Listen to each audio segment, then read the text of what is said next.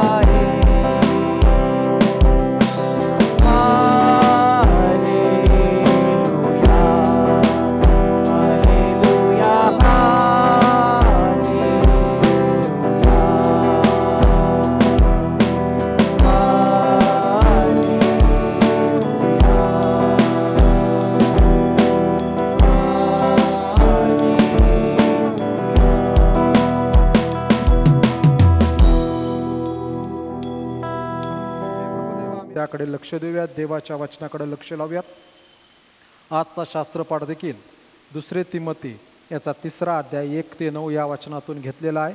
मागील आठवड्यामध्ये आपण 2ऱ्या अध्यायामध्ये होतो आणि मागच्या आठवड्यामध्ये देखील आम्ही पाहत असताना तिमोथ्याला लिहिलेले संत पावलाचे 2रे पत्र याकडे पाहिलं आणि आम्ही पाहत होतो देवाच्या पसंतीस उतरलेला काम करी तो कोण असावा. आणि आज आम्ही त्यापुढे येत आहोत आणि 2 तिमोथी 3रा अध्याय 1 ते 9 ही वचनं आपण वाचलेली आहेत. त्यातल्या 5व्या वचनाकडे लक्ष लावणार आहोत. परंतु पुन्हा एकदा थोडंसं 2 तिमोथी किंवा तिमोथी 1 आणि 2 याकडे लक्ष लावूयात. मागील आठवड्यात बरीच बॅकग्राऊंड सांगितली. या आठवड्यात त्यातली आणखीन थोडी काही सांगतो. ती ही आहे की वयोवृद्ध झालेला संत पाऊल की जो तुरुंगामध्ये आहे आणि तुरुंगामध्ये असताना तो त्याचे असणारे हे 2 सेवक की ज्यांना त्याने इफिस शहरामध्ये ठेवलेला आहे तिमोथ्याला, आणि दुसरा तीत की ज्याला केत्रमध्ये ठेवलेला आहे. 2 मंडळ्या, 2 निराळ्या प्रकारच्या मंडळ्या. कुठलीही मंडळी एकसारखी मंडळी नाही. जगामध्ये यदा कदाचित नावं सारखी असेल, जसं की church of Christ Baramati, church of Christ Daund, church of Christ Mumbai, church of Christ Shrigonda. परंतु प्रत्येक मंडळीचे असणारी संरचना, मंडळीच्या असणाऱ्या गोष्टी ह्या निरनिराळ्या आहेत. आणि ह्या ज्या निरनिराळ्या मंडळीच्या गोष्टी आहेत याकडे ज्यावेळेस आम्ही पाहतो त्यावेळेस त्या प्रत्येक मंडळीला लिहित असताना देवाचा आत्मा संत पावलाला वेगळ्या पद्धतीने मार्गदर्शन करतो. तीच पुनरावृत्ती आम्हाला प्रगटीकरणाच्या पुस्तकामध्ये वाचायला भेटते. प्रगटीकरणाच्या पुस्तकामध्ये 7 मंडळ्या आहेत आणि या 7ही मंडळ्यांना ज्यावेळेस ख्रिस्त, पुनरुत्थित ख्रिस्त की जो स्वर्गामध्ये आहे, स्वर्गारोहित झालेला स्वर्गामध्ये आहे, की ज्याचं दर्शन संत योहानाने घेतलेलं आहे, तर संत योहाना संगती ज्यावेळेस तो बोलतो त्यावेळेस प्रत्येक मंडळीला लिहित असताना तो वेगळ्या पद्धतीचं पत्र लिहितो आणि त्या प्रत्येक पत्रामध्ये त्या मंडळीची असणारी पार्श्वभूमी ख्रिस्ताला चांगली माहीत आहे. कारण तो वारंवार लिहितो की मी 7 समयांमध्ये राहणारा, म्हणजे 7 मंडळ्यांमध्ये मी फिरणारा.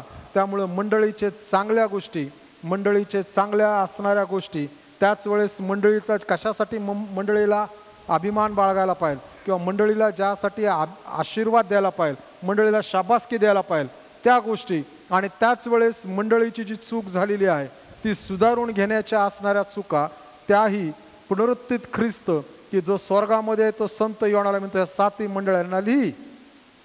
एक स्मरणा मंडळी जर सोडली तर बाकी सगळ्या मंडळींना काही ना काही बदलण्याची आणि पश्चाताप करण्याची गरज आहे याविषयी प्रभू येशू ख्रिस्ताने सांगितलेलं आहे.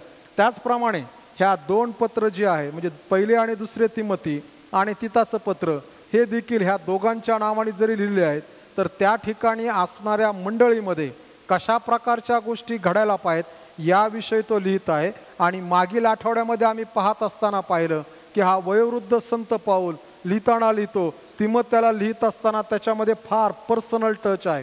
कारण तिमोथ्याला काही पर्सनल गोष्टी तो सांगतो आणि त्या अनुषंगाने त्याने 2 पत्र लिहिली. तिमोथी जो आहे हा जरा भित्रा आहे. तिमोथ्याला एखादी गोष्ट मंडळीमध्ये करायची म्हणजे त्याला भीती वाटायची. तिमोथ्याला असं वाटायचं की आता मी करू का करू नको, लोक काय म्हणतील. सगळ्यात मोठा तिमोथ्याचा प्रश्न होता लोक काय म्हणतील. तिमोथ्याचा दुसरा प्रश्न होता की ज्या लोकांसंगती मला ह्या ठिकाणी संत पावलाचा प्रतिनिधी म्हणून मी आलेलो आहे या मंडळीला नीट करण्यासाठी, इफिसकरास मंडळीला, या ठिकाणी असणारी लिडरशिप मला काय म्हणेल, या ठिकाणचे पुढारी मला काय म्हणतील. आणि संत पावलाने त्याला पाठवलं होतं जाऊन तू पुढारीच नीट कर, पुढारी नीट झाले तर मंडळी नीट होईल. आणि केत्रामध्ये पाठवलेल्या तिताला तो असं म्हणतो तिता तुला जे बदलायचं ते लिडरशिप बदलायची नाही, लिडरशिप चांगली आहे परंतु त्या मंडळीतले लोकच कठीण आहेत, त्यामुळे त्या मंडळीतल्या सभासदांना बदलायला हवं तर मंडळी चांगली होईल. आणि ह्या 2 असणाऱ्या तरुण पाळकांना तो लिहितो. आणि म्हणून तो संत पाऊल तिमोथ्याला लिहिताना ह्या पत्रांमध्ये लिहितो मध्येच, देवाने आम्हाला सामर्थ्याचा आत्मा दिला, भित्रेपणाचा आत्मा दिलेला नाही. भित्रेपणाचा आत्मा ज्यावेळेस तो म्हणतो त्यावेळेस संत पावलाचे आम्ही अनेक वेळेस देवाचं वचन आम्हाला पाहिजे त्या पद्धतीने फिरवतो. संत पाऊल अत्यंत प्रामाणिकपणे लिहित असताना तो तिमोथ्याला लिहितो, तर तिमोथ्या ह्या इफिस शहरातली जी असणारी चर्च लिडरशिप आहे ही कठीण आहे, ही बरोबर नाही. हिच्यामुळं गावातले लोक मंडळीवरती दूषण लावत आहेत, मंडळी असणारं स्टँडर्ड सर्वसाधारण जीवन जगतानाच्या स्टँडर्ड पेक्षा खाली उतरलेलं आहे आणि लोक दोष लावत आहेत. लोक म्हणत आहेत की मग असं जर ख्रिस्तीपण असेल, असं जर ख्रिस्ती असेल, त्यापेक्षा आम्ही आहोत तेच बरं आहेत. आणि म्हणून संत पाऊल तिमोथ्या त्याकडे लक्ष दे. म्हणून तो लिहिताना असं म्हणतो की तू भिवू नकोस. जेवढे देवाचे सेवा करणारे आज भक्ती मंदिरामध्ये बसलेत, माणसांना भिण्यासाठी देवाने आम्हाला पाचारण केलेलं नाही. 1 2 3 पलीकड राजू 4 आहे. सध्या 4 तर पाळक वर्ग आहेत. बाळासाहेब 1 आहेत. विश्रांती आणते आहेत का? जेवढे आहेत तेवढे इथं आज भक्तीमध्ये. माणसांना भिण्यासाठी देवाने आम्हाला बोलवलं नाही. देवाला भ्यायचंय. कारण की जर आमच्यामध्ये पवित्र आत्मा आहे तर पवित्र आत्म्याच्या सामर्थ्याने काम केलं पाहिजे. आम्ही जर पवित्र आत्म्याच्या सामर्थ्याने जर काम केलं तर आम्हाला माणसाला भ्यावं लागत नाही. आणि म्हणून मला नेहमी आठवतं की ज्या वेळेस डॉक्टर अब्दुल कलाम या देशाचे राष्ट्रपती होते, त्यांचं एक सुंदर वाक्य होतं.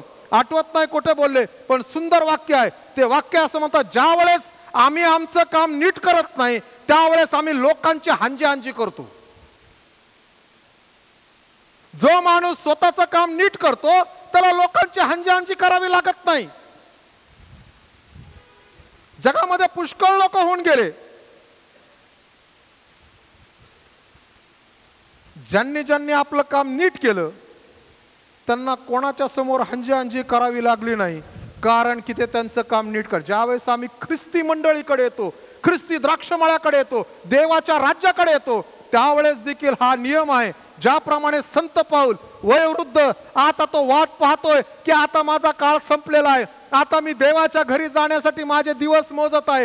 ह्या काळात तिमोथ्या, तुला देवाने पवित्र आत्मा जो दिलेला आहे त्याला म्हणतात सामर्थ्याचा आत्मा. त्या सामर्थ्याच्या आत्म्याने काम कर. भित्रेपणाचा आत्मा दिला नाही. तुला काम करणं गरजेचंच आहे. तुला सेवा करणं गरजेचंच आहे. तुला ज्यासाठी पाचारण केलंय ते तू करणं गरजेचंच आहे. आणि म्हणून तो लिहिताना म्हणतो की जे अभक्तीमध्ये अधिक सरसावत आहेत त्यांच्यापासून तू दूर राहा. मागच्या वेळेसची पहिली गोष्ट, देवाच्या पसंतीस उतरलेला कामगारी हा कुठल्या गोष्टीपासून दूर त्यावेळेस सांगितलं. आणि ह्या 3ऱ्या अध्यायामध्ये दुसरी एक गोष्ट आहे की त्यापासून दूर राहायला लावलं. ह्या 3ऱ्या अध्यायामध्ये सांगितलं शेवटच्या काळी येऊन ठेपलेली संकटे.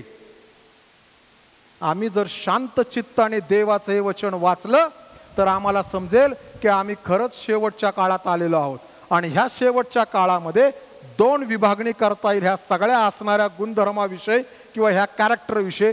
पहिले आहेत पर्सनल आणि दुसरे जे आहेत ते आहेत धार्मिक. आणि पर्सनल मध्ये लिहित असताना संत पाऊल तिमोथ्याला लिहितो, तिमोथ्या लक्ष ठेव, शेवटच्या काळी कठीण दिवस येतील हे समजून घे. आणि 2000 वर्षानंतर म्हणजे 2000 वर्षापूर्वी हे पत्र लिहिलं, त्यानंतर जवळजवळ 2000 वर्ष पूर्ण व्हायला आलीत. आणि ह्या 2000 वर्षानंतर ज्यावेळेस आम्ही वाचतो त्यावेळेस तर ह्या शेवटच्या काळाच्या संकटामध्ये अधिक भर पडली, ह्या अधिक फोपावल्यात. आणि त्या अनुषंगाने ज्यावेळेस पाहतो तो असं म्हणतो, समजून घे कारण माणसे स्वार्थी. सगळ्यात पहिला महत्वाची गोष्ट, माणसे काय होतील? स्वार्थी. झालं का हो जग स्वार्थी? झालं ना का नाही झालं? जग खूप स्वार्थी झालं. घरामध्ये येणारा पाहुणा किती दिवस राहणार ह्याची विचारणा होती. पूर्वी काय असं घडत नव्हतं. 2 लेकरं असतील तर 6 महिने तू आई बापाला सांभाळ, 6 महिने मी सांभाळतो, कारण की त्यांच्याकडे पेन्शन नाही. आणि ज्यांच्याकडे पेन्शन आहे त्यांना सांभाळायची इच्छा आहे, कारण मग पेन्शन आम्हाला भेटावी. जग स्वार्थी झालंय. जग स्वकेंद्रित झालं. जगामध्ये पूर्वी नव्हता एवढा स्वार्थ आहे. मनुष्य एखादी गोष्ट करतो त्यात स्वार्थ आहे. म्हणून पिंपळेकर, प्रोफेसर पिंपळेकर, पास्टर पिंपळेकर यांचं वाक्य आहे, ज्या वेळेस जगामध्ये तुम्हाला कुणी काहीतरी फुकट देतं, जगामध्ये कुणी कोणाला काही फुकट देत नाही. ज्यावेळेस फुकट भेटतं त्यावेळेस इज्जत गेलेली असते. जग स्वार्थी झालंय. आई बापांना ज्यांना सांभाळायचंय त्या आईबापांना सांभाळायच्या ऐवजी आज मुलांना सांभाळावं लागतं. दुसरा शब्द वापरलेला आहे की धनलोभी, जे माझं ते माझं आणि तुझं तेही माझं, देवाचं तेही माझं. दशमांश देवाचा आहे, हो आहे की नाही? तोही माझा आहे, माझ्याच खिशात आहे. देवाचा दशमांश पण माझ्या खिशात आहे. देवा, तू मला दिलेले 1,00,000 रुपये महिन्याला येतात, ते माझे आहेत. देव म्हणतो तो दशमांश माझा आहे. कारण की ज्या वेळेस आम्ही मलाकीच्या पुस्तकात येतो, मलाकीच्या पुस्तकाच्या 3ऱ्या अध्यायामध्ये देव म्हणताना असं म्हणतो, माझ्या भांडारात अन्न असावं म्हणून तू आपला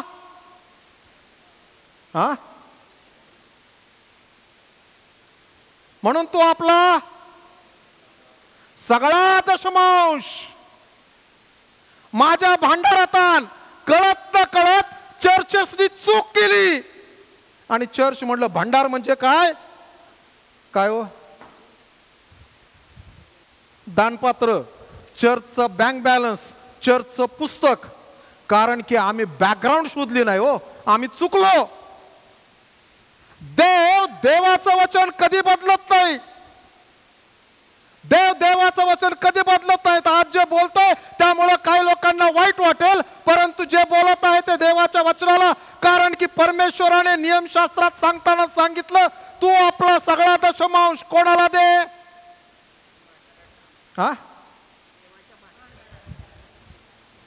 अहो, नियमशास्त्र वाचलेलं दिसत नाही कोणी. याजकाला दे.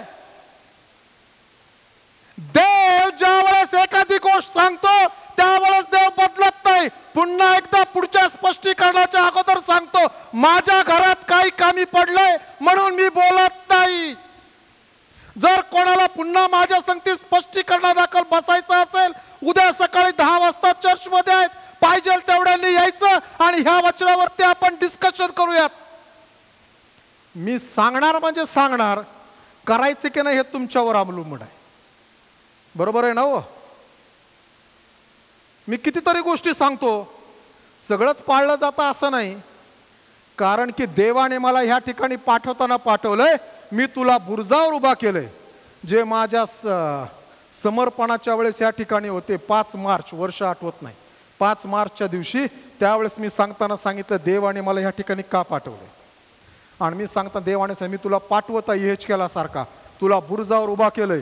तू उभा राहून ओरडून सांग. तू जर ओरडून सांगितलंस आणि जर लोकांनी ऐकलं नाही तर त्यांच्या पापाचा झाडा झाडता मी त्यांच्याकडनं घेईल. परंतु तू सांगितलं नाहीस आणि लोक जर मरण पावले तर त्यांच्या पापाचा झाडा झाडतात मी तुझ्यापासून घेईल.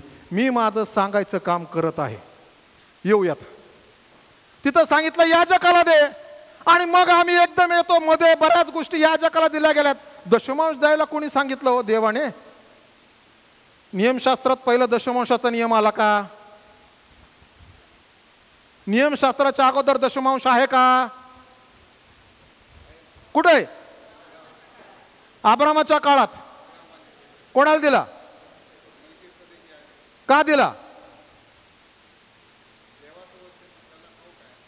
का दिला? त्या ठिकाणी 2 गोष्टी महत्वाच्या आहेत. मल्कीसदेक ज्या वेळेस येतो अब्रामाला भेटण्यासाठी, त्यावेळेस अब्राम जो आहे, हा अब्राम मी नाही शास्त्रातला, हा अब्राम युद्ध करून आलेला आहे. आणि युद्ध करून आल्यानंतर त्याने लूट आणलेली आहे. आणि आणलेली ही जी सगळी लूट आहे तो जो घेऊन आलेला आहे, ही लूट आणल्यानंतर मल्कीसदेक येऊन त्याला भेटतो. आणि शास्त्र म्हटलेलं आहे की मल्कीसदेकाने त्याला भाकर आणि द्राक्षरस दिला आणि त्याच्यासोबत त्याला आशीर्वाद दिला.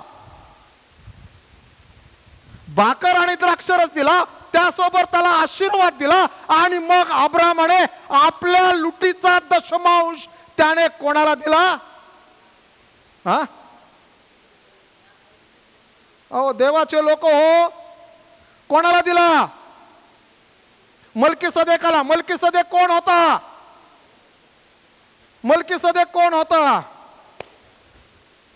मल्कीसदेक परात्पर देवाचा याजक होता, ज्याविषयी शास्त्र लिहिताना असं म्हणतं की त्याचा जन्म आणि मृत्यू याविषयी नोंद भेटत नाही. हा मल्कीसदेक जो आहे, ह्या मल्कीसदेकाचा एक याजक पण आहे आणि आरोनाच्या कुळाचा एक याजक पण आहे. 2 याजक पण संगती चालतात. आरोनाच्या कुळाचं याजक पण जे आहे हे इस्रायल लोकांसाठी महत्वपूर्ण आहे. आणि मल्कीसदेकाचा याजक पण जे आहे ते प्रभू येशू ख्रिस्ताच्या अनुषंगाने, ज्यांना प्रभू येशू ख्रिस्ताने सेवेसाठी पाचारण केलेलं आहे त्या लोकांसाठी ते महत्वपूर्ण आहे. ते त्या पण कारण येशू ख्रिस्त हा प्रमुख याजक आहे, पण येशू ख्रिस्त हा आरोनाच्या कुळातला नाही. येशू ख्रिस्त हा यहुदा वंशाच्या कुळातला आहे. परंतु यहुदा वंशाच्या कुळातला असून देखील येशूला प्रमुख याजक का म्हटलेला आहे? कारण की प्रमुख याजक ज्या वेळेस मंदिरामध्ये प्रवेश करायचा किंवा निवास मंडपात प्रवेश करायचा तेव्हा निवास मंडपाच्या समोर जो वंश राहिला होता तो वंश होता यहुदा वंश. यहुदा वंशातून आल्याशिवाय त्यांना देवाच्या मंदिरात प्रवेश भेटत नव्हता. म्हणून ज्या वेळेस येशू प्रमुख याजक त्यातून येतो, मल्कीसदेकाच्या संप्रदायाप्रमाणे आम्ही याजक आहोत. मग आम्ही आलो मलाखीच्या पुस्तकात म्हटलेलं आहे, माझ्या भांडारात आणा असा म्हणून तो आपला सगळा दशांश आणा. कुठल्या भांडारात?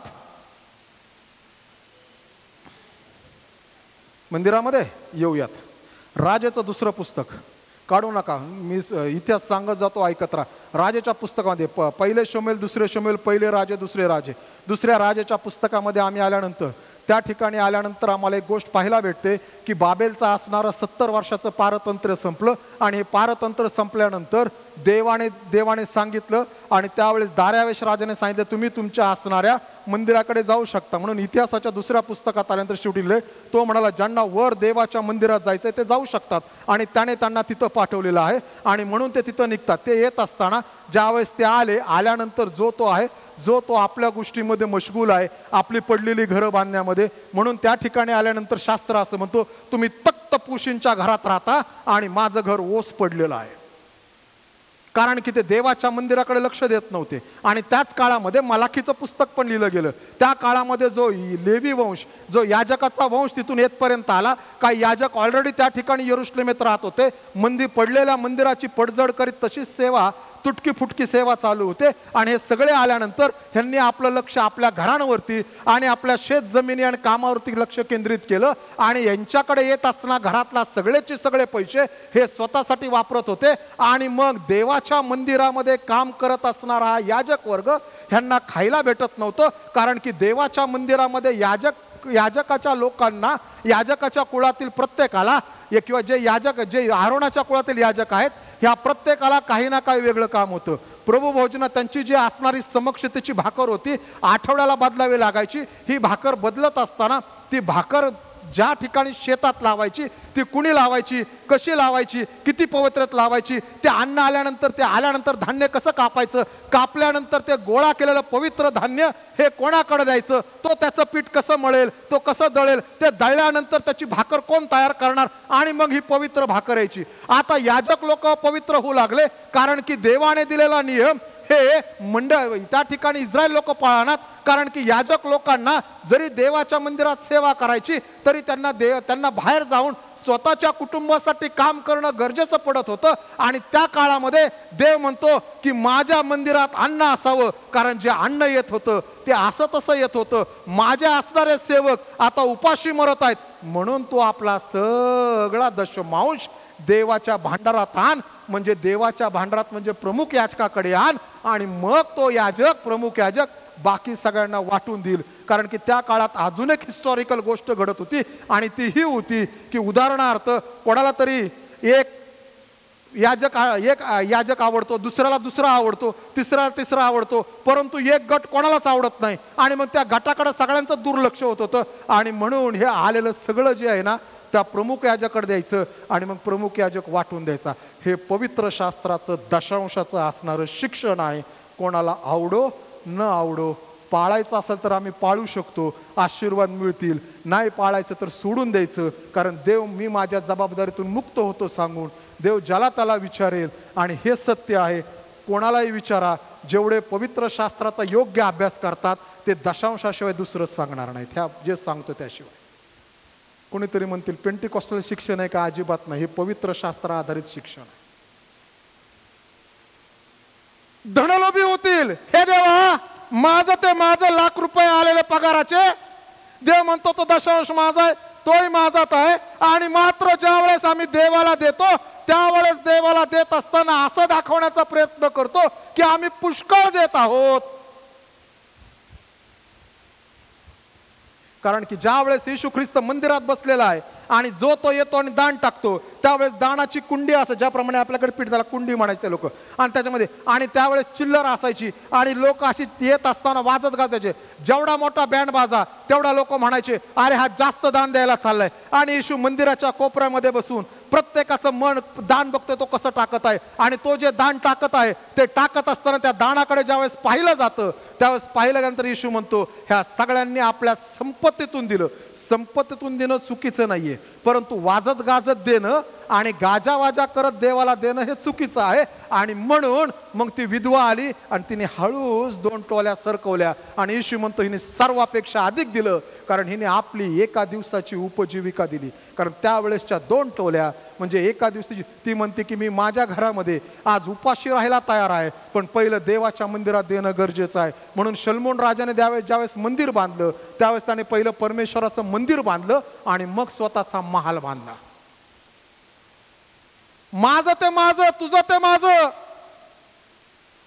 आई बाप अजून म्हातारे होत नाहीत तोपर्यंत मुलं म्हणतात वाटणी करा.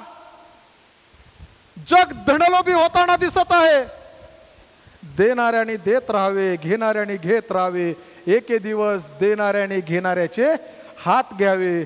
नवीन पिढींनो, आपल्या आजोबा आजीने आई वडिलांनी जे द्यायचं ठरवलेलं आहे त्याचा कधीतरी हा वारसा आपल्या संगती घेऊन चालावं. धनलोभी होऊ नका, कारण की नीतिसूत्राच्या पुस्तकात म्हटलेलं आहे धनाला पंख असतात आणि धन उडून जातो. आज जो मनुष्य श्रीमंत आहे आणि जो देवाच्या कृपेमध्ये आहे, यदा कदाचित तो तसा श्रीमंत नाही, परंतु एखादा मनुष्य श्रीमंत आहे आणि ज्याला देवाचं भय नाही, यदा कदाचित दुसऱ्या दिवशी किंवा त्याची दुसरी पिढी किंवा त्याचा म्हातारपण हे जे आहे त्याला कोणाच्या तरी उपकारावर जगावं लागेल, कारण देवाने मला दिलंय यावरती त्याने विश्वास ठेवून जीवन जगलं नाही. आणि म्हणून शास्त्र सांगतं शेवटच्या काळी धन बडाईखोर. अहो, माणसं फार बडाई मारतात, खूप बडाई मारतात. जे आपलं नाही ते वाढवून सांगतात. बडाई मारणं म्हणजे पवित्र शास्त्रात शब्द खमीर. एका स्त्रीने खमीर घेतलं आणि गव्हाच्या पिठात किंवा पिठात लपून ठेवलं आणि त्याचा गोळा झाला. बडाई मारणं, जे मी केलं नाही ते मी केलंय सांगणं. एकदा एका चर्चमध्ये गेलो होतो, बरेच वर्षांनी त्या चर्चने मला बोलवलं होतं, आणि त्या चर्चमध्ये गेल्यानंतर मी बसलो आणि त्या चर्चचं झालेलं जे पूर्वीचं काम होतं ते मला माहीत होतं. त्यावेळेस मी त्या चर्चमध्ये नेहमी असायचं. पुण्यातलं चर्च आहे आणि मी नेहमी असायचं त्या स्टॅफ्टीमध्ये असताना नेहमी येत जायचं त्या ठिकाणी केलेलं काम. आणि मग त्या ठिकाणी गेल्यानंतर नवीन पिढी आलेली होती. मी बरेच वर्षांनी त्या ठिकाणी बोलत होतो, त्या पिढीला माझी ओळख नव्हती. आणि मग कुणीतरी नाव सुचवलं, संदेश झाला आणि झाल्यानंतर मग त्या पिढीतला एक जण आला, तो म्हणला पाळक साहेब बघा. मी म्हणालो काय? हे कसं केलं? हे चांगलं केलंय ना? कसं केलंय? आणि मग त्याची बोलायची स्टाईल होती जसं काय मी केलंय, आम्ही केलंय. आणि मी सगळं ऐकलं 7-8 मिनिटं. मी म्हणालो ज्या वेळेस हे काम झालं ह्या कामाच्या समर्पणासाठी मी इथं होतो, ह्याच्यासाठी कुणी पैसे दिलेत आणि हे काम कुणी करून घेतलं हे सगळं मला माहीत आहे. 10-12 वर्षापूर्वीचं काम तुम्हाला आज काय सांगतोस? तू देवासाठी काय केलं हे तुझं आणि देवाचं नातं आहे. बडाईखोर माणसाच बडाई मारू लागलेत. काही वर्षापूर्वी एके ठिकाणी एका माणसाने रिपोर्ट देत असताना अमेरिकेत सांगितलं, एक चांगला सेवक तो म्हणला भारतामध्ये दर महिन्याला 50 लाख लोक ख्रिस्ताकडे येतात. आणि माझा मित्र त्या ठिकाणी त्यांनी मला मेसेज केला, आब्राम हे सत्यता आहे का? म्हणलं थोडासा हिशोब कर, एका महिन्याला 50 लाख म्हणल्यानंतर एका महिन्याचे किती झाले? 2 कोटी लोक. 2 कोटी लोक झाले. 2 कोटी लोक म्हणजे भारत देशाची 2% लोकसंख्या झाली, बरोबर आहे ना? तर 100 कोटी होतो आम्ही. 2 कोटी लोकसंख्या झाली एका वर्षामध्ये, म्हणजे किती झाले? 12 दुने 24 कोटी लोक झाले, म्हणजे 24% लोकसंख्या झाली. अजून भारत देशाचा असणारा पट 2.4 2.5 आहे. ज्यांनी सांगितलंय त्यांनी खोटं सांगितलं. लोक बडाई मारू लागलेत. बडाई मारण्याचे प्रत्येकाचं काम. गर्विष्ठ, गर्व. शास्त्र उलट सांगतं नीतिसूत्राच्या पुस्तकामध्ये, आधी नम्रता आणि मग मराठीमध्ये म्हणे गर्वाचं घर. शाळा शिकला की नाही शारून? आज तू भेटलाय, तो तिकडे गेलाय ना. गर्वाचं घर खाली असतं है ना. गर्विष्ठ, निंदक. निंदा करण्याचं काम सध्या जगात सगळ्यात जास्त चालू आहे. ह्याची निंदा त्याच्याकडं, त्याची निंदा त्याच्याकडं. जे आहे ते पण सांगायचं, जे नाही ते पण सांगायचं, वाढवून सांगायचं, यासाठी की मी किती चांगलं हे दाखवावं. परंतु निंदेसाठी आम्हाला देवाला हिशोब द्यायचा आहे. मागच्या आठवड्यात मी सांगितलं, पुढे आईबापास न मानणारी सध्याची पिढी आईबापाला न मानणारी पिढी तयार होत आहे. ह्या पिढीला आईबापाचं काय घेणं देणं नाही. सरळ सरळ पिढी म्हणते, तुम्ही आम्हाला जन्माला घातलं म्हणून तुम्ही काय उपकार केले का? मग जन्माला घालायचं नव्हतं. अरे बाबांनो, आम्ही काय तुम्हाला जन्माला घातलेलं नाही, त्या देवाची इच्छा होती म्हणून तुम्हाला या जगात पाठवले. बरोबर आहे ना? या जगामध्ये कुणीही आईबापाच्या इच्छेने जन्माला येत नाही. देवाने सांगितलं, देवाने ठरवलं, त्यावेळेस ते जन्माला येतात. आईबापास न मानणारी, आई वडील एक म्हणले की भलतंच करणारी, आईबापाचा सन्मान न करणारी. कालच्या परवाच्या दिवशी एक मुलगा भेटला तरुण, आणि त्याला विचारत असताना थोडंसं सगळं डिटेलमध्ये सांगत नाही, त्याचं नाव सांगत नाही. आणि मग त्याला बोलत असताना बोललो, बसलाय चर्चमध्येच, त्या बोलत असताना त्याला म्हणलो, तो म्हणला आम्ही तुला दिसत नाही. नाही म्हणला, तो असं उंच आहे ना थोडं, त्यामुळे पाळेसाहेब दिसत नाही. मग मी त्याला विचारलं की तुझ्या घरामध्ये अमुक अमुक व्यक्ती आहे, त्यांच्याकडे बघितल्यावर काय दिसतं? त्याच्या उत्तराने मला आनंद झाला. तो म्हणला, पाळक साहेब शास्त्रातले, तो आपला बाप आणि आपला यांचा सन्मान कर. हुशार पोरगा आहे, हुशार वाढलाचा. कारण त्याला उत्तर द्यायचं नव्हतं, त्याला घरातल्या त्या व्यक्तीकडे बघितल्यानंतर काय दिसतंय. आई बापास न मानणारी, शास्त्र सांगतं तो आपला बाप आणि आपल्या आई यांचा सन्मान कर. कारण की आशीर्वाद असलेली ही पहिली आज्ञा आहे. त्यामुळं तुला दीर्घायुष्य प्राप्त होईल आणि तुझं कल्याण होईल. कल्याण म्हणजे केवळ पैसा अडका नव्हे. कल्याण म्हणजे साधी गोष्ट आहे. भूक लागल्यानंतर अन्न भेटतं आणि बिछाण्यावर पडल्या पडल्या झोप लागतं. म्हणून स्तोत्र 3 मध्ये दावीद म्हणताना असं म्हणतो, हे देवा, ते माझ्या विरुद्ध उठलेले आहेत, ह्याला देवाच्या ठाई तारण नाही असं म्हणतात. पण हे देवा, मी तुझ्यावर विसंबून आहे. मी माझ्या बिछाण्यावर पडतो आणि लागला झोपी जातो. कारण की एकांतात तुझी कृपा, तुझं समक्षता मला निर्भय ठेवते. भूक आणि झोप ही देवापासून आहे. आणि ज्यांच्याकडे ती सध्या आहे ते जगातले सर्वात श्रीमंत माणसं आहेत. ब्रदर पंडित, मला भूकही लागते आणि 10:30 पावणे 11ला झोपही लागते. पहाटे लवकर उठतो वेगळी गोष्ट. ह्यांनाही वाटेल चुकून इथं बसलोय आज, ह्या बेंच मला आवडीचा बेंच आहे. ओके. तो म्हणतो, आईबापास न मानणारी, आईबापाचा सन्मान करणं गरजेचं आहे. आमचे आईबाप कसे आहेत ह्यावरती सन्मान ठरत नाही. माझे आईबाप आहेत म्हणून मी त्यांचा सन्मान केला पाहिजे. ते अशिक्षित आहे तरी सन्मान केला पाहिजे. ते शिक्षित आहे तरी सन्मान केला पाहिजे. ते गरीब आहे तरी सन्मान केला पाहिजे. ते श्रीमंत आहे तरी सन्मान केला पाहिजे. त्यांचा सन्मान जग करतं म्हणून करा, नाही करत तरी करा. कारण की देवाने तुम्हाला ते आईबाप म्हणून दिलेले आहेत आणि त्यासाठी त्यांचा सन्मान करणं गरजेचं आहे. पण ही पिढी आईबापास न म्हण, उपकार न स्मरणारी, ह्या पिढीला उपकार स्मरता येत नाही. पूर्वीच्या काळी लोक सारखं थँक्यू म्हणायचे एकमेकांना. आता ही पिढी म्हणते थँक्यू कशाला म्हणायचं? तो इलेक्ट्रिशियन आला, त्याला पैसे दिले, तो काम करून गेला, त्याला थँक्यू, त्यांनी त्याचे पैसे नाही, थँक्यू कशाला म्हणायचं? आणि तो आला नसता तर लोक म्हणतात दुसरा येईल. 4-4 दिवस लोक येत नाही. तर आम्ही इथं अनुभव घेतोय. आई बाप उपकार न स्मरणारी. ओ पवित्र, ओ पवित्रतेमध्ये भरगच्च भरलेली. जग असं म्हणतं की पवित्र आणि अपवित्र असं काही राहिलं नाही. कारण की अपवित्रता कोणाच्या तर दृष्टीने अपवित्र आहे, पण आमच्या दृष्टीने ते यथायोग्यच आहे. आम्ही जे करतो त्याच्यामध्ये दुसऱ्याने आपलं नाक खुपसू नये. परंतु बायबल सदैव सांगतं पवित्र काय आणि पवित्र काय. पुढे आल्यानंतर तो लिहिता म्हणतोय, ममताहीन, शांतताद्वेषी, सहाडखोर, असंयमी, क्रूर, चांगल्याबद्दल प्रेम न बाळगणारी, विश्वासघातकी, हूड, गर्वाने फुगलेली. आणि मग पुढं देवावर प्रेम करण्याऐवजी सुख विलासाची आवड धरणारी. ही एक भयंकर संकल्पना सध्या जगामध्ये आहे. देवाची आवड धरण्यापेक्षा सुख विलासाची आवड करणे. देवावर प्रेम केल्यानंतर देव आम्हाला सुख आणि विलास देतो. त्या सुख विलासाने आमच्या देवाची जागा घेऊ नये म्हणून आम्ही जपायला हवं. कारण की देवाने ते आम्हाला सुखविलास दिलाय म्हणून तो आमच्याकडे आहे. आणि म्हणून मराठीमध्ये म्हणे, देव देऊनही बघतो आणि म्हणून मी सांगताना सांगितलं, श्रीमंती प्लस देव हे युगानुयुगासाठी किंवा अनेक पिढ्यांसाठी आशीर्वाद. केवळ श्रीमंती म्हणजे ते केवळ माझ्यासाठी असेल. यदा कदाचित माझ्या म्हातारपणामध्ये देवाला कुठंतरी पुन्हा कष्ट करावे लागतील.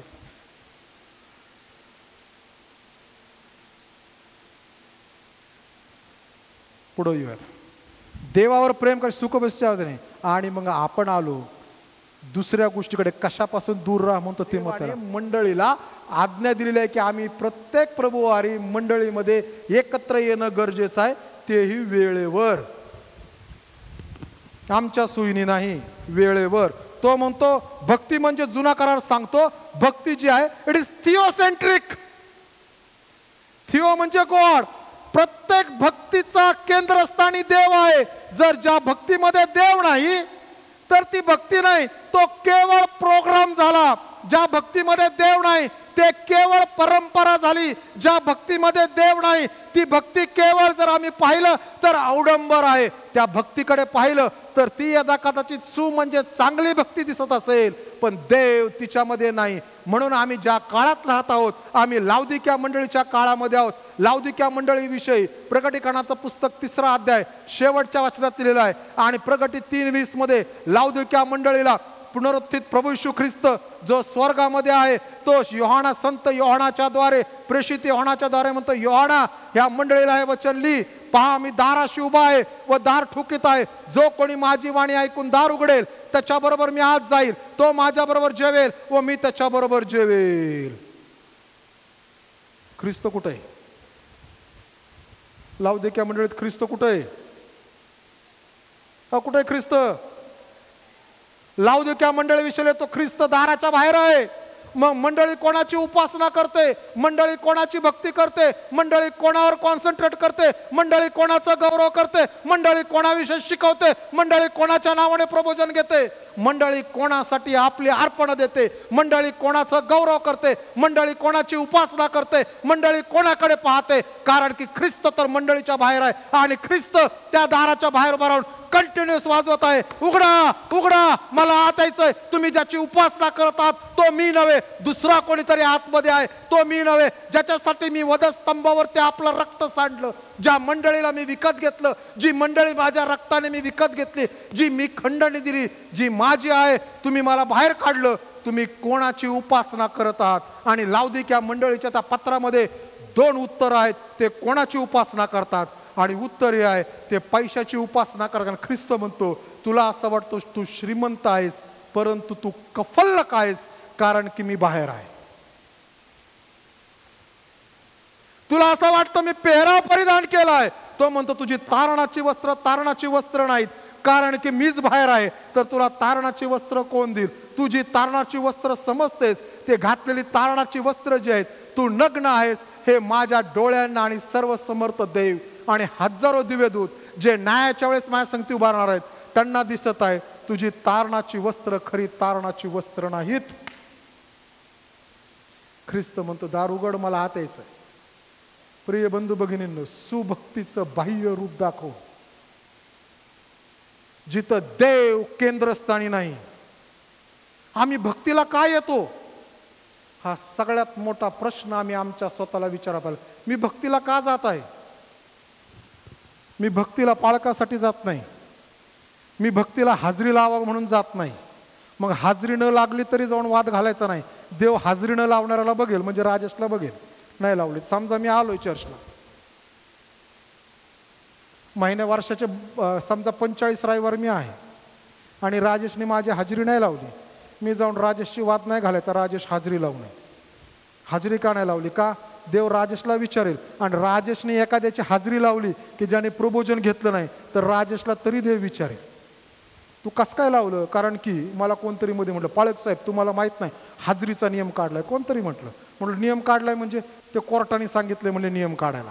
म्हणलं आपल्या लोकांनी माहिती बरोबर दिली नाही. काय नियम, काय लिहिलंय सुशील घटनेत? हाजरीविषयी घटनेत काय लिहिलंय? काय लिहिलंय राजेश? सेक्रेटरीला माहित असत. हा काय किती? 24 रविवार प्रबोधन का 26 रविवार प्रबोधन घेणारा? हाजरी लावणारा लिहिलंय का? जर हाजरी लावणारा लिहिला असताना तर सुशांतची पण लावावी लागली असती. ही लहान मुलं जी बसलीत ना ज्यांचे बाप, त्यांची पण लावले. तिथं लिहिलंय प्रबोधन घेणारा. प्रबोधन घेणं म्हणजे काय? तर प्रबोधन घेणं म्हणजे ख्रिस्ताचं स्मरण करणं. ख्रिस्ताचं स्मरण काय करायचं? त्याविषयी कोरिन्थीकरास पहिले पत्र 11व्या अध्यायात लिहित असताना लिहिलेलं आहे की मी तुमच्यासाठी वधस्तंभावर मरण पावलो. आणि संत पाऊल म्हणतो जे मला प्रभूपासून मिळाले तेच मी ते सांगतो. ही भाकर येशूच्या शरीराचा दर्शक आहे आणि हा प्याला येशूने वधस्तंभाचा रक्ताचा दर्शक आहे.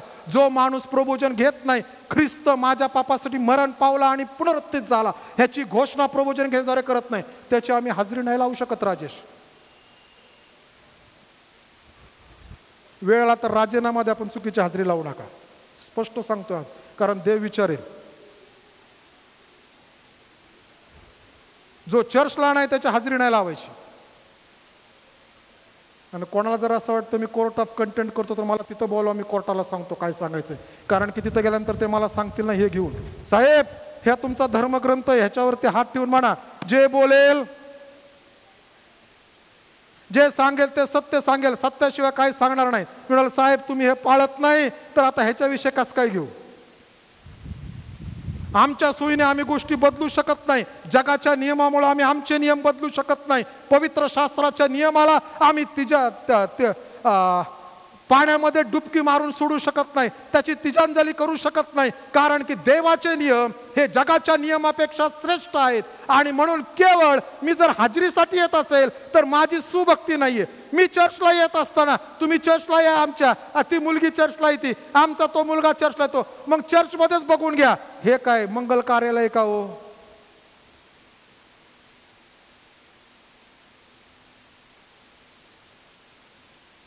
का वधूवर सूचक मंडळ आहे?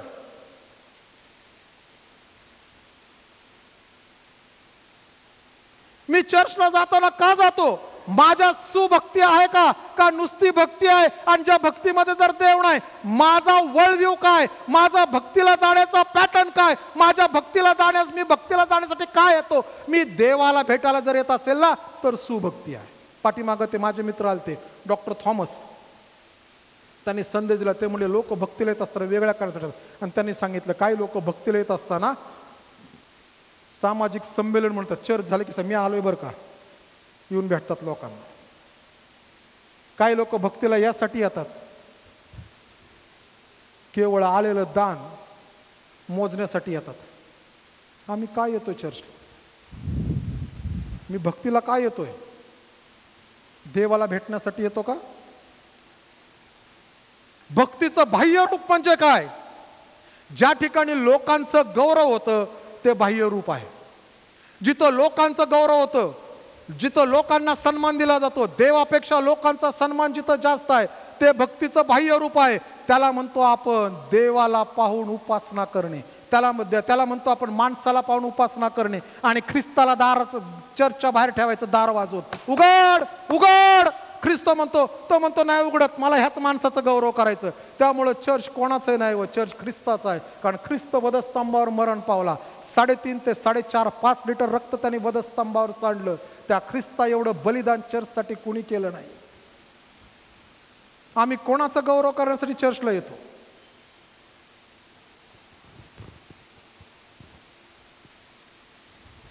आमची भक्ती कोणाच्या भोवती केंद्रित आहे? मी कशासाठी चर्चला येतो? पालकांनी मला बघावं, लीडर्सनी मला बघावं, पुढाऱ्यांनी मला बघावं. मी का चर्चला येतो? देवाने मला बघावं म्हणून चर्चला आपलं. तिसरी महत्वाची गोष्ट, आम्ही भक्तीला येत असताना आमच्या वैयक्तिक सेल्फिश मोटोसाठी येतो का? मी काय येतोय?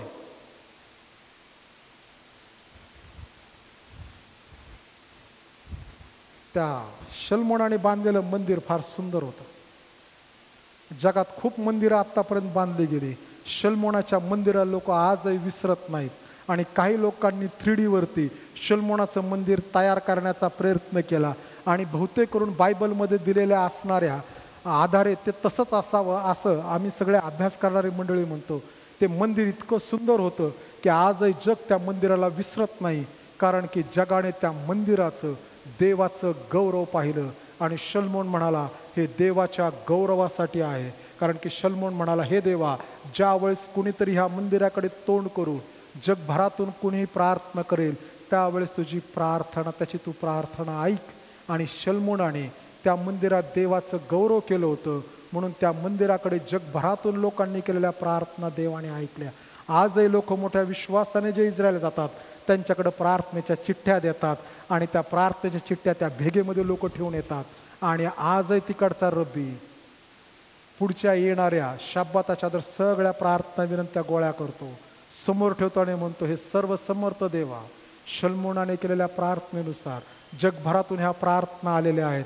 ह्या प्रार्थना तू तुझ्या कृपेमध्ये आणि तुझ्या समक्षतेमध्ये ह्या प्रत्येक माणसाची प्रार्थना ऐक आणि उत्तर देणारा देबाप तू हो. आणि मग त्या सगळ्या प्रार्थना विनंत्या जाळल्या जातात, फेकल्या जात नाहीत. आम्ही चर्चला येताना, भक्तीला येताना कुठला सेल्फिश मोटिव्हने येतो? आम्ही चर्चला येताना मी फार धार्मिक हे दाखवण्यासाठी येतो का? चर्चला आणि कुणी धार्मिक होत नाही. वधस्तंभाच्या पायथ्याशी देवासंगती असणाऱ्या नात्याशी मनुष्य धार्मिक होतो. अनेक वेळेस आम्ही वडिलोपार्जित आलेल्या रूढी आणि परंपरेने धार्मिकता मिळवण्याचा प्रयत्न करतो, होत नाही. म्हणून येशूने दाखला सांगितला, मंदिराच्या समोर 2 माणसं आली. पहिला जकातदार आला की जो मंदिराच्या पायऱ्याशी उभा राहिला आणि तो पाहत असताना त्या देवाच्या मंदिराकडे वर नजर करण्याचं त्यांनी ध्येय दृष्टी केली नाही. तो आपला खाली बघत राहिला आणि खाली बघून म्हणतो, हे देवा, मज पाप्यावर दया कर. त्याच्या पाठीमागून परुषे आला. परुषे म्हणजे फार धार्मिक माणूस. आणि येत असताना तो जकातदाराला मला नेहमी वाटतं की तो काही लांबून गेला नसेल. अरे आता हा माझ्या एरियात आलाय ना, प्रत्येकाचा एरिया असतो ना, हा माझ्या एरियात आला आणि प्रेषित त्याला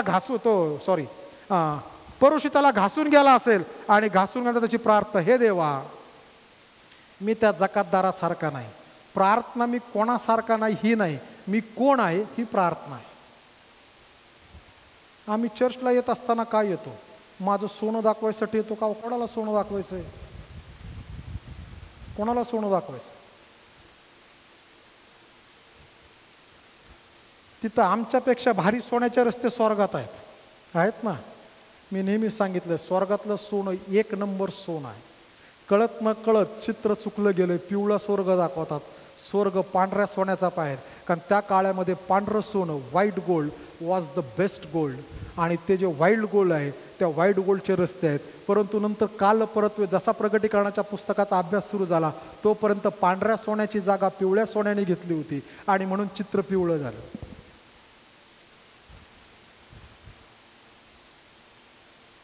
सुभक्तीला आम्ही येत असताना आम्ही टेक्निकली भक्तीत येतो का?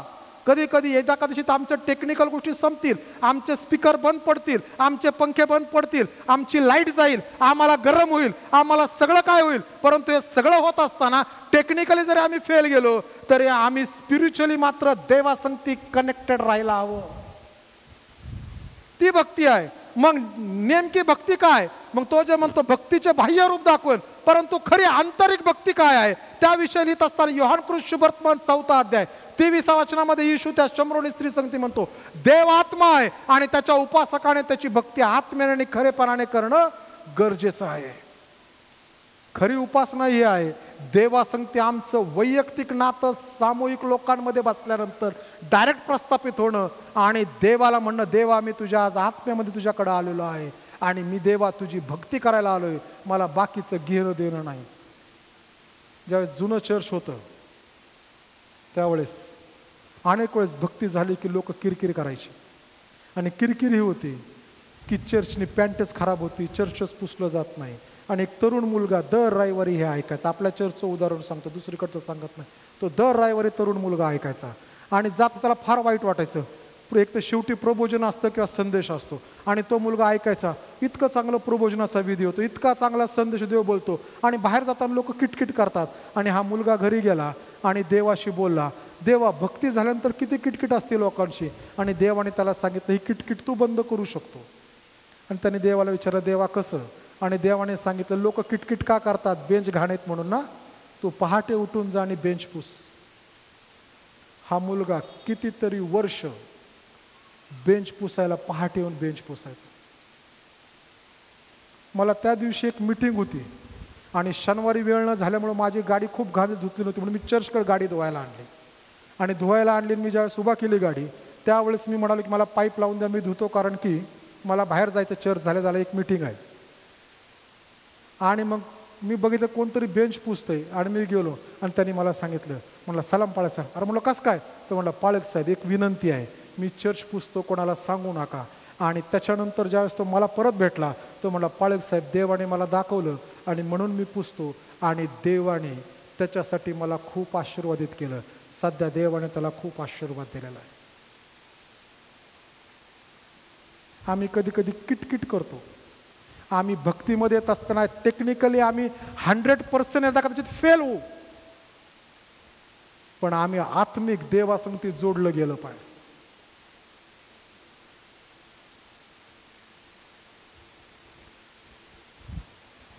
आम्ही ज्यावेळेस खऱ्या भक्तीकडे येतो त्यावेळेस भक्तीमध्ये आल्यानंतर आम्ही देवाच्या जवळ जाण्याचा प्रयत्न करतो. आम्ही ज्यावेळेस चर्चमध्ये येतो ना, त्यावेळेस चर्चमध्ये आल्यानंतर आम्ही नाही, आम्ही देवाचे लेकरं आहोत.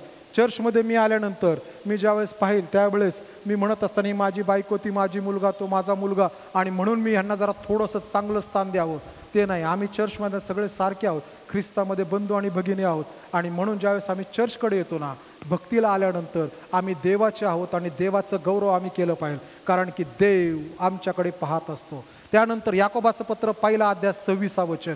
भक्ती म्हणजे काय त्या ठिकाणी लिहिले. याकोबाचं पत्र पहिला अध्याय 26 वचन. कोणता याकोब? याकोबाचं पत्र आहे ना, आहे की नाही चर्चशास्त्रात? देवाचे लोक हो, झोपलात काय? याकोबाचं पत्र आहे का? कोणता याकोब? येशूचा भाऊ, योहानाचा भाऊ नाही, प्रेषित योहानाचा भाऊ नाही, प्रेषित याकोब नाही, हा येशूचा भाऊ याकोब आहे. त्यावेळेसच्या असणाऱ्या मंडळीचा हा पुढारी होता. आणि तो लिहित असताना तो याकोबाचे पत्र पहिला अध्याय 6. आपण धर्माचर करणारे आहो असे कोणाला वाटत असेल व तो आपल्या जिभेला आळा घालीत नसेल आणि आपल्या मनाची फसवणूक करून घेत असेल तर त्याचे धर्माचरण व्यर्थ आहे. आणि म्हणून धर्माचरण म्हणजे काय, भक्ती म्हणजे काय? आपल्या जिभेला आळा घालणे. जिभेविषयी तो लिहिताना असं म्हणतो, जगामध्ये सगळ्यात भयंकर काय तर जीभ आहे. ही जीभ मोठे मोठे रान पिटू शकते. जीभ चांगलंही बोलते आणि वाईटही बोलते. आणि तो पुढे लिहिताना असं म्हणतो, जर आम्ही ज्या जिभेविषयी बोलत आहोत एकाच झऱ्यातून खारं पाणी आणि गोड पाणी येणार नाही. आम्ही काय बोलतो हे समजाल. आमची जीभ, आम्ही देवाच्या भक्तीत आहोत का ह्याविषयी आम्हाला शिकवते. आम्ही शोधायला पाहिजे जी आमची जीभ आहे, ही जीभ काय काम करते. माझी जीभ देवाचं गौरव करते, देवाचं हे करते, आणि तीच जीभ परत गेल्यानंतर शिव्यागाळी, निंदानालस्ती, चहाडी करते का? प्रिय बंधू भगिनी, एकाच झऱ्यातून 2 पाणी येणार नाही. कारण आम्ही ज्यावेळेस आमचं जीवन ख्रिस्ताला समर्पित करतो त्यावेळेस ते पूर्णपणे करतो. हा मध्ये आम्ही कधीतरी चुकू आमच्या जीवनात, कारण आम्ही माणूस आहोत. चुकल्यानंतर देव आम्हाला दाखवतो, त्यावेळेस आम्ही पश्चाताप करतो आणि देव आम्हाला सोडवतो. आणि देव यशाच्या ग्रंथातून म्हणताना म्हणतो की मी तुझ्या तरुणपणाची सर्व पापे विसरलो. देव आमची पापं विसरतो, पण अनेक वेळेस आम्ही आमच्या स्वतःचं पाप विसरू शकत नाही, कारण की आम्ही मानव आहोत, आमच्या मेंदूची रचना तशी आहे. पण देव म्हणतो मी तुझे सर्व पाप पुसून टाकतो आणि सागरी तळी बुडवून टाकतो, पुन्हा मी ते बाहेर आणणार नाही. कारण देव म्हणतो तू माझ्या वचन. आम्ही आमच्या जिभेवर ताबा जर ठेवला तर आम्ही खरे भक्ती करणारे लोक आहोत. आम्ही काय बोलतो, कोणाविषयी बोलतो, किती बोलतो. एक उदाहरण सांगतो बायबलमध्ये. मोशे, त्याची बहीण मिरियम, आणि मोशेला देवाने पुढं आणलं, हे सोडून आला, सगळं काय झालं, बाहेर आले. मिरियमने गीत गायलं, सगळ्यांनी आनंद केला, तांबडा समुद्र पार झाला. आणि मग मिरियमला असं वाटलं की मी हे जे गीत गायलं, देवाचं गौरव केलं, लोक नाचले. आणि मोशे म्हणाला, आणि मग मिरियमच्या मनामध्ये थोडासा अहंभाव आणि गर्विष्ठपणा आला. आणि मिरियम मग म्हटली, काय देव फक्त मोशेशीच बोलतो का? काय देव फक्त मोशेशीच बोलतो का? कारण माझ्या तोंडात पण देवाने स्तुतिस्तवन करून घेतलं. फरक सांगतो काय होता. देवाने मिरियमला तेवढ्या गाण्यासाठी पाचारण केलं होतं, तेवढ्या स्तोत्रासाठी. मोशेला देवाने मोठ्या सेवेसाठी पाचारण केलं होतं, पण तिच्या एका सेवेवर तिने मोशेला जज केलं. आणि ती म्हणती देव फक्त मोशेशीच बोलतो का? आणि देवाने ते शब्द स्वर्गात बसून ऐकले. आणि त्या देवाने मिरियमला कसं कसं नखशिकांत, नखापासून केसापर्यंत, आणि मग मोशेला खूप वाईट वाटलं, भाऊ होता ना, पण भावासंगती तो पुढारी पण आहे. आणि मग गेला देवाकडे, हे देवा, मिरियमला तू कोड आणलास, तू काढ. आणि देवाने जे उत्तर दिलं ते फार सुंदर उत्तर आहे. देव म्हणतो तिच्या तोंडावर जर तिचा बाप थुंकला असता तर तिला 7 दिवस लाज वाटली नसती का? म्हणून तिला 7 दिवस कोडात राहू दे, कारण की ती तुला बोलली नाही, ती मला बोलली. आणि 7 दिवसानंतर मिरियम नीट झाली.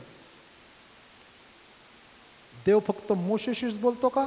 हो, देव फक्त मोशेशी त्या काळात बोलत होता, कारण देवाने त्याला पूर्ण वेळ सेवेसाठी पाचारण केलं.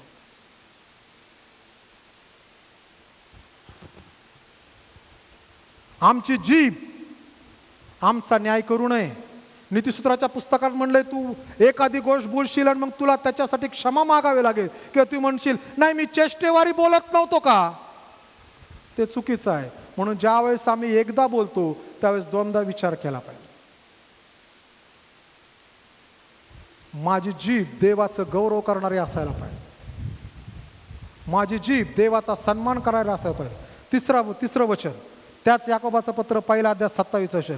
भक्ती म्हणजे काय? तो म्हणतो, देवपितेच्या दृष्टीने शुद्ध व निर्मळ धर्माचरण म्हणजे अनाथांचा व विधवांचा त्यांच्या संकटाचा समाचार घेणे व स्वतःला जगापासून निष्कलंक ठेवणे हे आहे. तो या ठिकाणी आता खऱ्या भक्ती काय त्याविषयी तो लिहिताना असं म्हणतो की अनाथ आणि विधवा त्यांच्या कठीण काळात त्यांचा समाचार घेणे. प्रिय बंधू आणि भगिनींनो, आपल्या नात्यात, आपल्या अवतीभोवती असं कोणी आहे का की आईबाप नाहीत, एकटंच मूल आहे? त्याचा समाचार घ्या. देवाने जर खिशाला ताकद दिली तर थोडं त्याच्यासाठी कष्ट करा, त्याला वाऱ्यावर सोडू नका.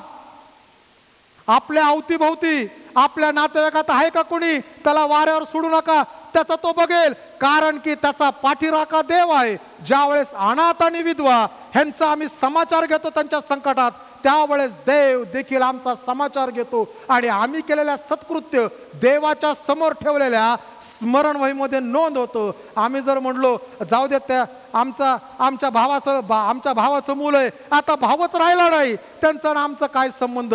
आमच्या बहिणीचं मूल होतं, आता बहीणच राहिली नाही, त्यांचा आणि आमचा काय संबंध?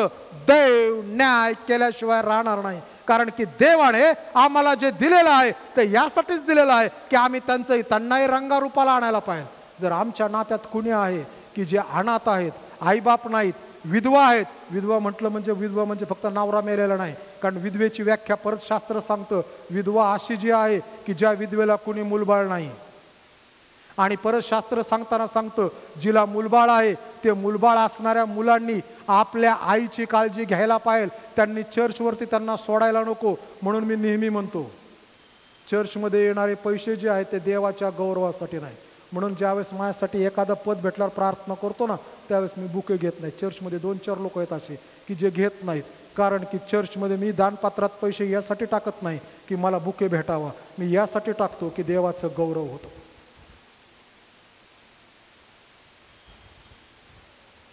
बहिणींना, तुमच्यापैकी किती जण रविवारी दानपात्रामध्ये तुम्ही दान टाकता वर्षभर यासाठी की मायवरला तुम्हाला बक्षीस भेटावं? तुम्हाला बक्षीस भेटणं देवाचं गौरव आहे का?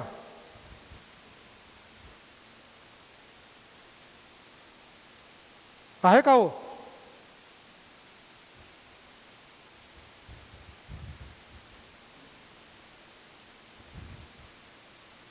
पुढच्या मायवेरच्या अगोदर विचार केला पाहिजे. आम्ही दानपात्रात पैसे बक्षिसासाठी टाकत नाही, देवाचं गौरव म्हणून टाकतो. कोरिन्थीकरास 2 पत्र 9 त्यात लिहिलंय की आम्ही दान यासाठी टाकतो की ज्यातून देवाचं गौरव होऊन देवाला उपकार स्तुती मिळावी. पुढच्या रविवारी फादर्स डे, काय देऊ नका. देवाने आम्हाला बाप केले ना, हाच मोठा आशीर्वाद आहे हो. देवाने तुम्हाला आई केलं, हाच मोठा आशीर्वाद आहे. माझ्याकडे डाटा आहे की किती लोकांना जगामध्ये मुलं आईबाप होत नाहीत. कठीण आहे, लोक रडतात. आणि जगाने सध्या त्यांना दुसरी सोय सांगितली, जर तुम्हाला मूळबाळ होत नाही ना, मग अडॉप्ट पेट्स, कुत्रे मांजर आणि कुत्रे मांजरे ससे अडॉप्ट करा आणि त्यांनाच मुलं म्हणा. आम्ही आई आणि बाप आहोत, हाच देवाने केलेला मोठा सन्मान आहे. हेच आमचं बक्षीस आहे. उलट आमची मुलं देवाने दिलेलं बक्षीस आहे. कधी कधी आम्ही भांडतो, पुरुष मंडळी, महिला मंडळाला बक्षीस दिलं, मायाला आम्हाला का नाही? अहो आम्ही बाप आहोत, तेच महत्वाचं आहे. हो, देवाने दिलंय ते. केडगाव मुक्ती मिशनची पद्धत मला आठवते. आहे का कोणी मुक्ती मिशनचं? नाही, काकी असं केडगाव मुक्ती मिशन, रूपा पण नाही ना? नाही ना रे? हां, केडगाव मुक्ती मिशन पद्धत फार चांगली आहे. काय माहिती आहे का? मुलांनी बक्षीस सुशील आणायचं मायवारला. मुलं घेऊन बसतात चर्चमध्ये, आणि चर्चमध्ये बसल्यानंतर भक्ती झाल्यानंतर मंडळीचे पालक सांगतात की सगळ्या आयांनी उभा राहावं, आणि मग ती मुलं आपल्या आईला आणून चर्चमध्ये, मामा हे तुझं बक्षीस आहे.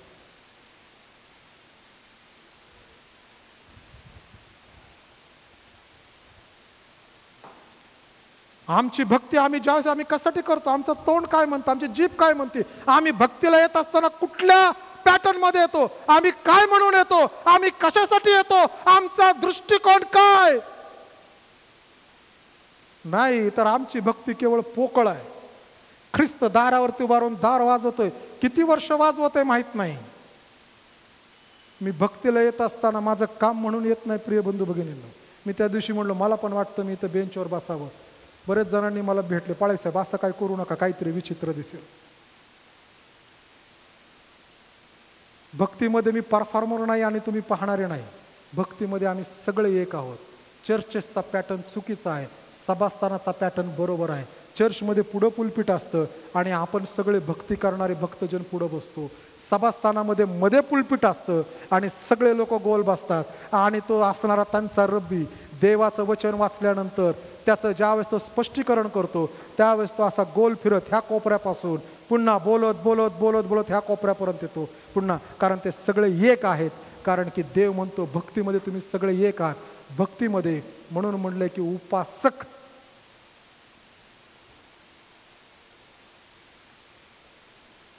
आम्ही ज्यावेळेस भक्तीला येतो, आम्ही भक्तीचं बाह्य रूप दाखवणारे नसावे. आमची भक्ती अंतकरणापासून अशी आमच्या जिभेवर. पुढं तो म्हणताना असं म्हणतोय, अनाथ आणि विधवांचा त्यांच्या संकटात, आमच्या नात्यातले, आमच्या कुटुंबातले आणि जे करतात देव त्यांना आशीर्वाद देईल. आमची आई जर विधवा आहे, तिला पेन्शन आहे, पण तिला पेन्शन असताना पण जर समजा तिची इच्छा आहे की नाही तिला मी सांभाळावं, तर आम्ही तिला सांभाळायला पाहिजे. मग तिला तिची पेन्शन कोणाला द्यायचं हे तिच्यावर अवलंबून आहे. ती तिची आहे ना, बरोबर आहे ना? हो, सगळ्या आया आनंदी आहेत, सगळ्या हसत आहेत, तेच सत्य आहे. तिला जर नाही द्यायची, मला आता नाही, तिला ज्याला द्यायची ती देऊ शकतेस, परंतु माझी जबाबदारी तिला सांभाळणं.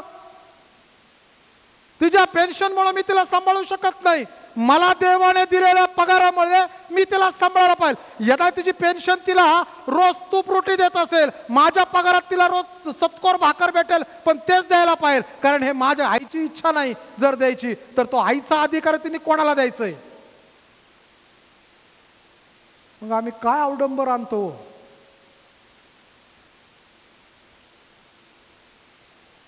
मायवरला सकाळ उठल्यापासून मम्मीला पप्प्यावर पप्प्या पप्प्यावर पप्प्या, आणि वर्षभर 1 तारीख झाली नाही की कधी मम्मी चल सही कर, पेन्शन घ्यायची, तुझं कार्ड कुठे दे, मला नंबर सांग.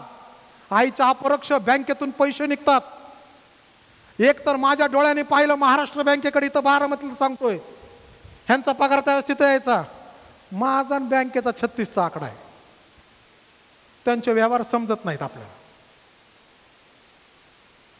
तिथं गेलो, ह्यांचं काम होतं म्हणून गेलो, काम केलं आणि बाहेर निघालो, आणि आत मी बघितलं ती आंटी होती. आंटी सांगते अजून एक जण होते, 2 जण होते, सांगत नाही नातं, पण घरातली एक व्यक्ती नातू होता. 2 जण मी बघितलं. पेन्शन काढून झाली आणि खाली आलो, ते पेपर विकतात ना, तेव्हा इकडे होती महाराष्ट्र बँक चौकात, तिथं पेपर विकतात, त्या मेडिकलच्या शेजारी. तिथं खाली आलो तर आंटी खाली उभा, मी उभा. काय झालं आंटी? आंटी म्हणली काय नाही, रिक्षा बघते. ते 2 सांगते ना, ते काय ते चाललेत म्हणले पाळी साहेब रिक्षात. म्हणलं ते कुठं चालले? काय नाही म्हणले, आता ते चालले म्हटले एस.टी. स्टँडला. आणि एस.टी. स्टँडला म्हटले नाही, पण तुमच्या संगती होते ना, घरी का नाही सोडलं तुम्हाला? नाही नाही, हे दर महिन्याचं प्रपोजल आहे पाळक साहेब म्हटले. म्हणलं काय? दर महिन्याला येतात, बँकेत आणतात, पैसे काढायचे, ते पैसे घेतात, तिच्या हातात 1000-2000 रुपये ठेवायचे, सगळे घेऊन चालले. मी म्हणलो बसता का माझ्या गाडीवर? नको नको म्हणले, तुम्ही जरा फास्ट चालवत आहे. मग रिक्षावाला थांबवला, रिक्षा केली. म्हणलं आंटीचा खूप वाईट वाटलं. 2 दिवसांनी त्यांच्या घरी गेलो. मी थोरलाय म्हणून माझ्या आईच्या पेन्शनवर माझा अधिकार नाही, ती तिची इच्छा आहे. मी धाकटा आहे म्हणून नाही, ती तिची इच्छा आहे. आम्ही भक्तीला येत असताना आम्ही कसं येतो? संकटात समाचार घेतो का आमच्या आईचा? तिच्याशी बोलतो का?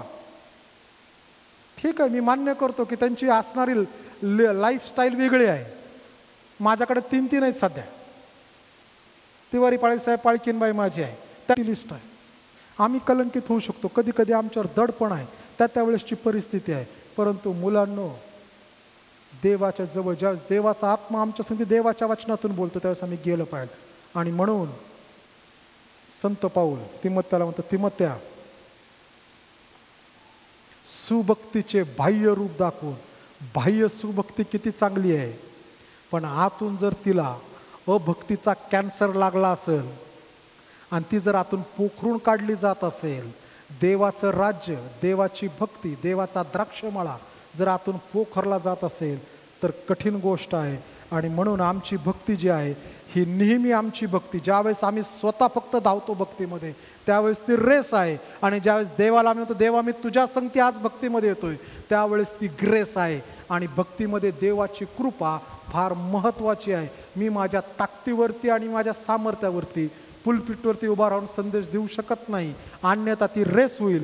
ज्यावेळेस मी माझ्या असणाऱ्या ह्या सेवेसाठी प्रार्थना करून येतो त्यावेळेस ती ग्रेस होती, कारण देवाची कृपा ओतली जाते आणि मग देव काम करतो आणि देवाचं गौरव होतं.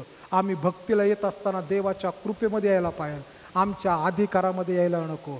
Wien we come to God century, we should not come with our own century. आम्ही ज्यावेळेस देवाच्या पवित्र स्थानामध्ये आणि भक्तीमध्ये येतो त्यावेळेस आम्ही आमची पवित्रता घेऊन येऊ नये. देवाच्या पवित्रतेवरती विसंबून आम्ही यायला पाहिजे. देव जे म्हणतो ते आम्ही करायला पाहिजे. ती भक्ती, मग तिचा धूप असा त्या निर्गमाच्या पुस्तकात सांगितलेल्या होमार्पणासारखा हा धूप असा परमेश्वराच्या समोर स्वर्गीय निजधामामध्ये जाऊन पोहोचतो. आणि मग देव म्हणतो, मला यातून आनंद मिळाला. एक फार सुंदर उदाहरण आहे. मला असं वाटतं बावडेकर पाळक साहेबांसंग ती घडलेलं. त्यावेळेस ते पंडितराव मुक्ती मिशन ह्या चर्चचं पाळकपण करत होते. एक स्त्री आली, कुठून तरी आली मुक्तीमध्ये, आणि ती म्हटली मला गाणं गायचं आहे. त्यांनी विचारलं तुला गाणं का गायचं आहे, तुला गाणं? ते म्हणले मला गायला येतं, तुला गाणं गायला भेटणार नाही. ती गेली, परत 6 महिन्याने आली. त्या दिवशी काय कोणाचं गाणं, 6 महिने परत आली, मुक्तीमध्ये आली असेल, काय काम असेल. पाळक साहेब मला उद्या रायवरच्या भक्तीत, पाळक साहेब पुन्हा तुला गाणं का गायचं आहे? ते म्हणले मला गाणं गाता येतं, माझा आवाज फार चांगला आहे. नाही, तुला काय गाता येणार नाही. पुन्हा काही महिन्यानंतर ती आली, पाळक साहेब गाणं गायचंय. ते म्हटले तुला काय? ती म्हणली मला चांगलं गाता येतं, देवाचं गाणं गाणार आहे, माझा आवाज ते गाता येणार नाही. आणि त्या बाईने शेवटी विचारलं, पाळक साहेब ही 3री वेळ तुम्ही मला गाणं गाऊ देत नाहीत. आणि पाळक साहेब तिला म्हणाले तुला गाणं गायचंय कारण तुला गाणं गाता येतं आणि तुझा आवाज चांगला आहे, परंतु गाणं यासाठी गायला पाहिजे की त्या भक्तीमध्ये देवाचं गौरव व्हायला पाहिजे. त्यासाठी तू गाणं गातो का?